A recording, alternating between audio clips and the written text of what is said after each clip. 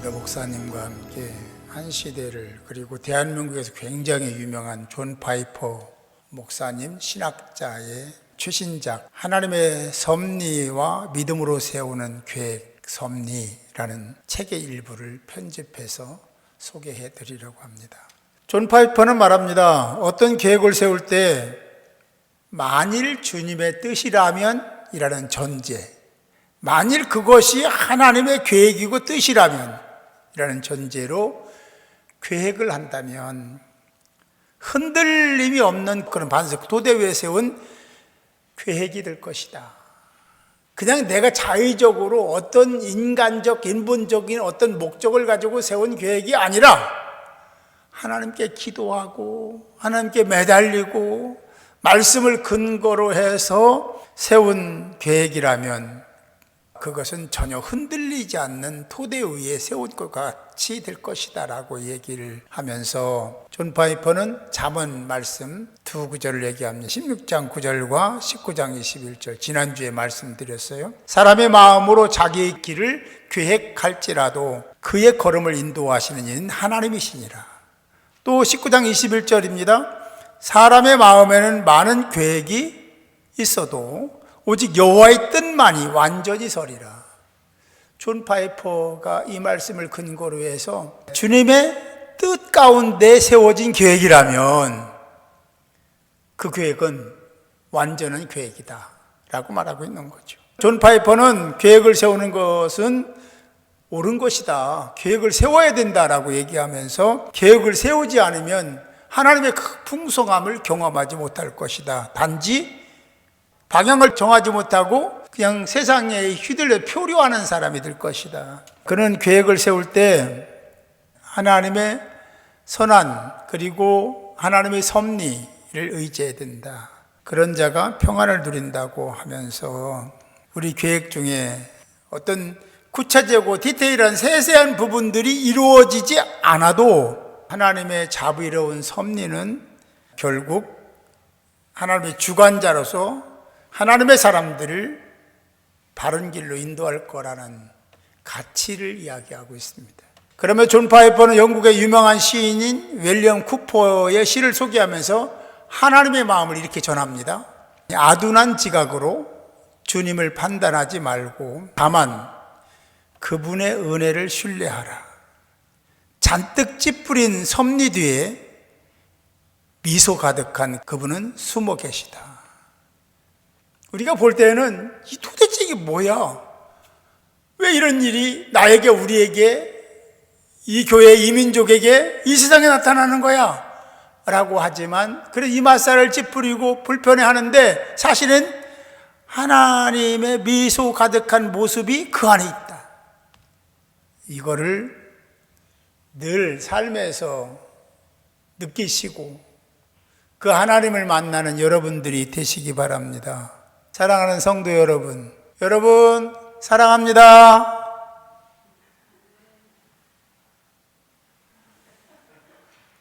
누가요? 이 조 목사도 여러분을 사랑하는 표현이지만 하나님이 사랑하십니다. 여러분을 하나님이 그렇게 사랑하시는 거예요. 사랑한다. 내 아들아, 내 딸아, 사랑한다. 그러시는 거거든요. 계획을 세우시기 바랍니다. 그 계획은 하나님의 뜻에 합당한 계획이 되기 위해서 애를 써야 되겠죠. 하나님을 알기 위해서 몸부림쳐야 되겠죠. 기도해야 될 줄 믿습니다. 하루의 계획도 세우고 일주일 계획도 세우고 한 달, 1년, 평생의 계획을 세우세요. 계획 세우는 것이 잘못된 게 아니에요. 우리 기도하고 계획 세우면 하나님이 존 파이퍼 말대로 그 계획들을 하나님의 섭리 가운데 완전하게 하시고 그리고 하나님이 세워주신, 우리가 하는 게 아니에요. 다 믿음으로 되는 거잖아요. 믿음 가운데 새로움이 형성될 줄 믿으시기 바랍니다. 전도서 3장을 보면 모든 일에는 때가 있다라고 하시죠. 거기에 범사에 기한이 있고 천하 만사에 때가 있나니 날 때 있고 죽을 때 있고 치료할 때가 있고 세울 때가 있고 웃을 때가 있고 울 때가 있고 찾을 때가 있고 잃을 때가 있고 잠잠할 때가 있고 또 말할 때도 있다. 그리고 세상이 어지러울 때도 있고 평안할 때도 있고 전쟁할 때도 있고 그렇다라고 때를 계속 열거하지 않습니까? 그런데 여기 중요한 말씀 하나 더 해요. 뭐라고 하시냐면 11절에 가보면 하나님은 모든 것을 지으시되 때를 따라 아름답게 하셨고, 할렐루야, 할렐루야, 이거예요. 하나님은 모든 것을 아름답게 하시기 위해서 때를 정하시고 천지 만물을 창조하시고 여러분들을 보내시고 부르시고 오늘도 예배드리는 줄 믿으시기 바랍니다. 아름다운 거예요. 근데 우리가 괜히 오두방정을 떠는 거죠. 내가 말로 다 까먹어. 그 복을 다 차버려. 내가요. 여러분들은 결국 행복하게 하시고 선을 위해서 아름답게 하시려고 여러분들을 창조하시고 보내시고 부르셨는 줄 믿으시기 바랍니다. 아멘. 또 사람들에게 영혼을 사모하는 마음도 주셨다. 이 세상 모든 사람들이요, 영원한 그 세계를 사모합니다. 그 하나님이 심어놓으신 거예요. 다 하나님의 작품입니다. 세상은 이 지구상의 모든 우주 만물의 모든 것은 하나님이 지으셨고 하나님이 창조하셨고 하나님이 뭔가를 다 그 안에 심어놓으신 거예요. 하나님의 신성도 그 안에 심어놓으셨다고 성경은 분명히 이렇게 말씀을 합니다. 모든 일의 때를 주관하시는 분은 오직 한 분, 하나님이시다. 6.25 때 우리나라가 풍전등화 상황이 있었죠. 순식간에 전 국토를 다 점령당하고 부산만 남았잖아요. 일사각오의 항전을 하지만 그거 점령되는 것은 시간 문제. 끝나는 거예요. 그런 상황에서 이승만 대통령이 한국 교회 지도자들에게 이런 부탁을 합니다. 여러분, 이 민족이 풍전등화와 같습니다. 하나님께 기도해 주세요. 그 말과 함께 부산의 한 교회에서 교회 지도자들이 모여서 기도하기 시작했다고 그러죠. 그때 동시에 뉴욕에서는 유엔의 안전보장이사회가 열리고 있었어요. 그러니까 상임국가 5개 국가가 모여서 이제 결의를 해야 되는 상황이에요. 그 결의는 한국의 유엔군을 파병하느냐 하지 않느냐라는 아주 중대한 결정을 하는 그 상황이었습니다.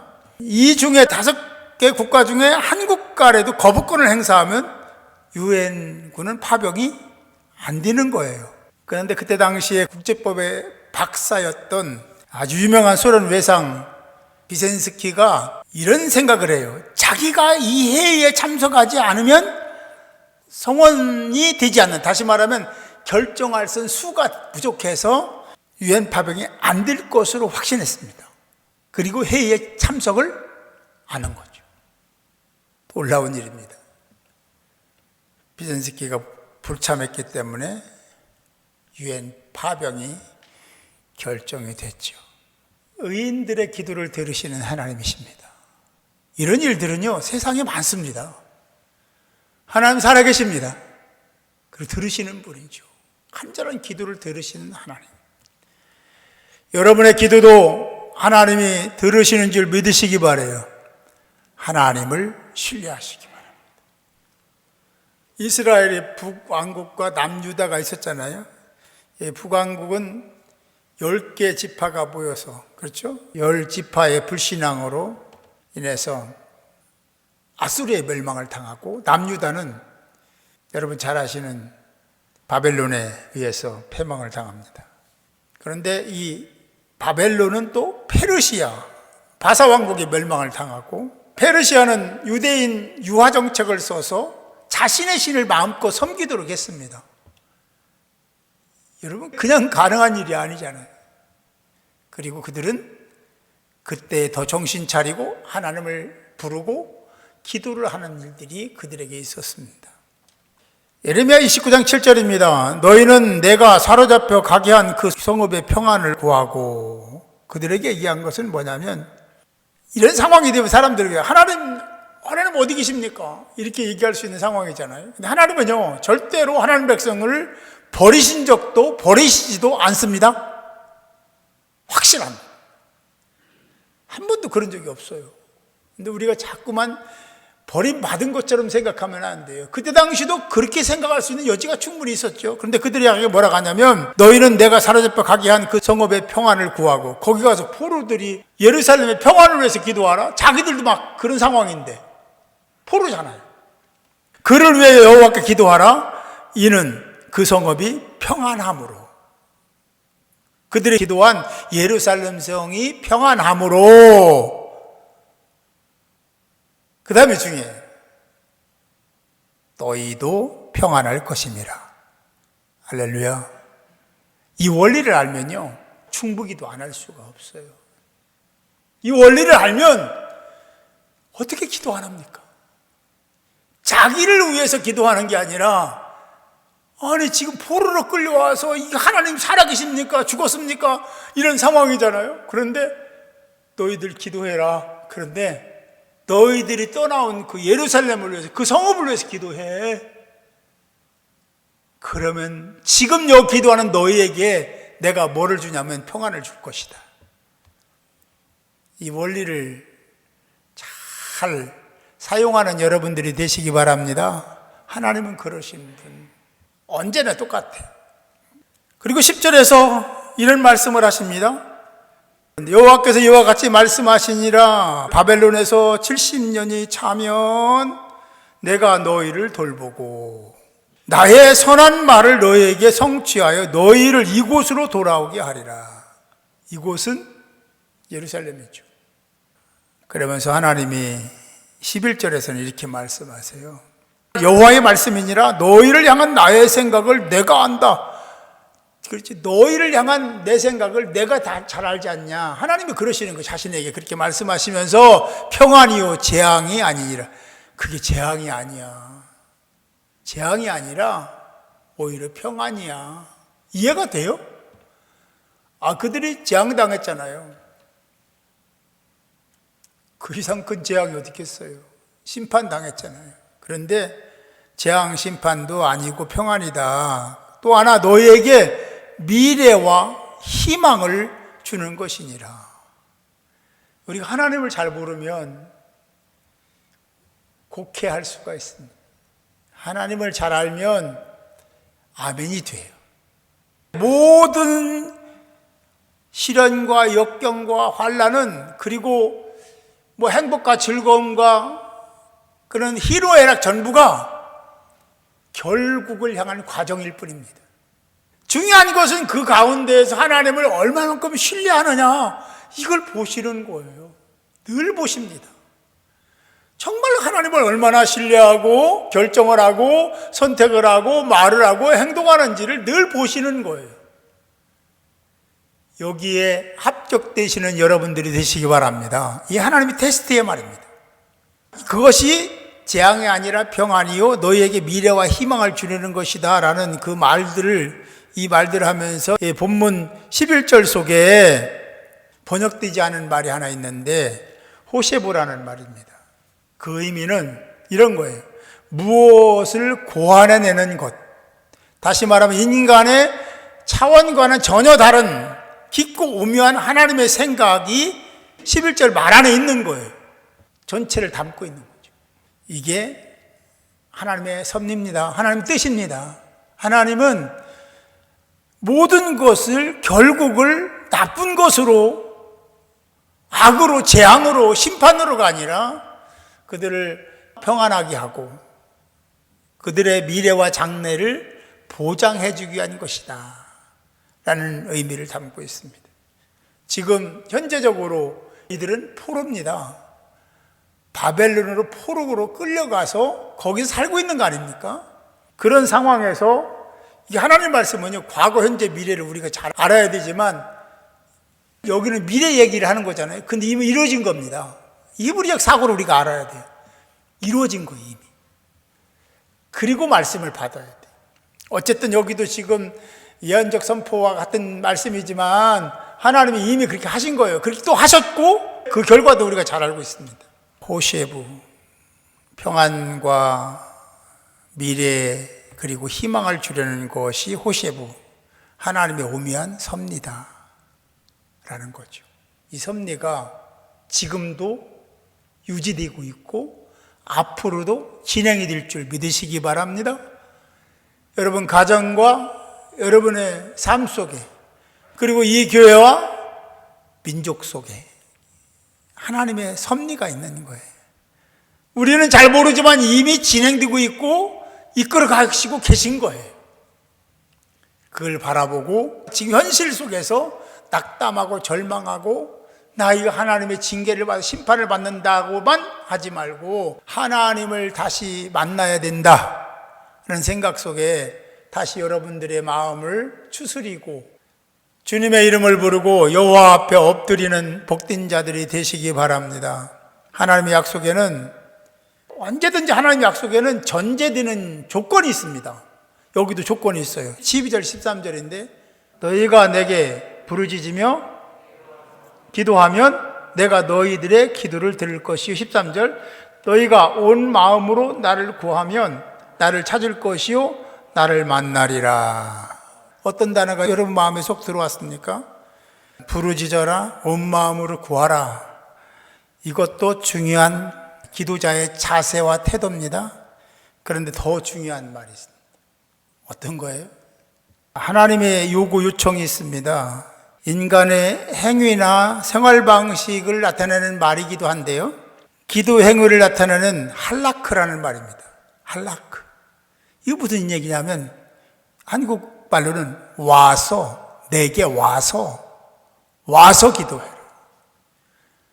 하나님 잘 알아. 이 굉장히 중요한 용어거든요. 우리가 그걸 몰라요. 하나님 무소부지하신 분이에요. 어디나 계신 분이기도 어디에서 기도해도 하나님은 들으십니다. 그런데 왜 구태여 당신에게 와서, 이 행위를 얘기하는 거거든요. 그냥 마음으로 와서, 영어로 와서 그게 아니라 행위를 얘기하는 거예요. 왜 오라고 하셨습니까? 여러분 이 자리에서 예배 드리는 게 얼마나 소중한지 여러분 아시기 때문에 나오신 거죠? 와서 기도해라. 너 행위가 필요해. 너희들이 있는 장소 나한테 와서 기도하는 게 중요해. 이건 성경 전체에 흐르는 맥입니다. 하나님은 어디 계신 다 들으셔요. 그 안 들으시는 하나님 아닌데 당신과 가까이 오기를, 만나기를 원하시는데 행위입니다. 행위를 원하시는, 헌신과 희생, 그걸 원하시는 거죠. 자기의 시간을 드리고 물질을 드리고 몸을 드리는 걸 원하시는 거죠. 네가 있는 그 자리에서가 아니라 하나님 앞에 와서입니다.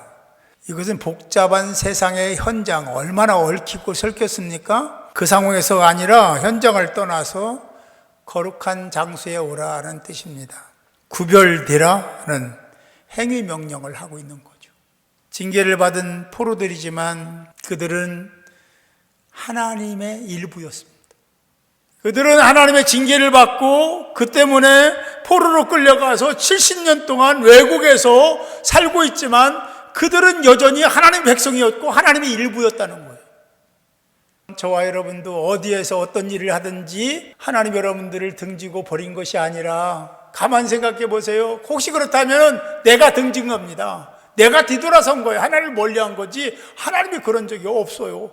여전히 하나님은 내 백성이라고 인정하시고 하나님의 일을 행하시는 일부의 한 존재로서 소중히 여기시는 존귀한 자입니다. 그러면서 말씀하신 게 회복의 방법을 얘기하신 거, 와서 내게 와서 기도하라. 할렐루야. 내게 와서 기도하라. 와서, 찾아와서 전심으로 온 마음으로 부르짖어라. 그러면 그럴 때에 나를 만날 수 있고 내가 만나 주리라. 회복시켜 주리라. 포로에서 돌아오도록 하리라. 하나님은 사랑이십니다. 하나님은 여러분들의 아버지 되십니다. 사람들이 실패하는 이유가 무엇인지 아십니까? 우리가 생각하면서 한 가지 꼭 알아야 될 것은 하나님은 우리 모든 인생뿐만 아니라 온 세계를 창조하신 설계자십니다. 이 세계를 설계하신 하나님은 이 세계를 책임지시는 거예요. 여러분도 책임지시는 거예요. 모든 인생의 판단은 내가 하는 것이 아니라 하나님이 하십니다. 모든 일은 100% 설계자이신 아버지 뜻대로만 실현이 된다. 다른 방법 길 없습니다. 오직 one way, 한 길입니다. 한 방식입니다. 한 방법입니다. 그래서 주기도문에 보면 뜻이 하늘에서 이루어진 것 같이 뜻이 하늘에서 이루어지고 하늘에부터 시작되는 거거든요. 아버지의 뜻이거든요. 아버지 계획일 때 땅에서도 이루어집니다. 아멘. 땅에서도 그래 이루어지는 거예요. 하나님은 결코 당신의 백성을 외면한 적이 없으신 분이라고 소개를 했습니다. 여호와의 계획 경륜은 전혀 허점이 없는 완전함 그 자체입니다. 하나님은 완전하신 분이죠. 여러분 하나님을 찾아가시기 바랍니다. 찾아가시기 바래요? 하나님을 찾아가는 일은 내가 하는 일이에요. 하나님이 해주시는 일이 아니야. 와서 기도하라? 기도할 수도 있고 안 할 수도 있는 선택은 인간에게 있습니다. 자유의지 주셨잖아요. 그래서 여러분 찾아가는 거는 여러분들이 해야 되는 거예요. 찾아가서 전심으로 온 마음 다해 기도하는 것도 여러분들이 해야 될 일입니다. 그 다음은 하나님이 하십니다. 하나님이 이끌어 가시는 거예요. 설계자, 창조주이신 여호와 하나님을 신뢰함이 진정한 우리가 받아야 될 복입니다. 그 복을 받으시기 바라요.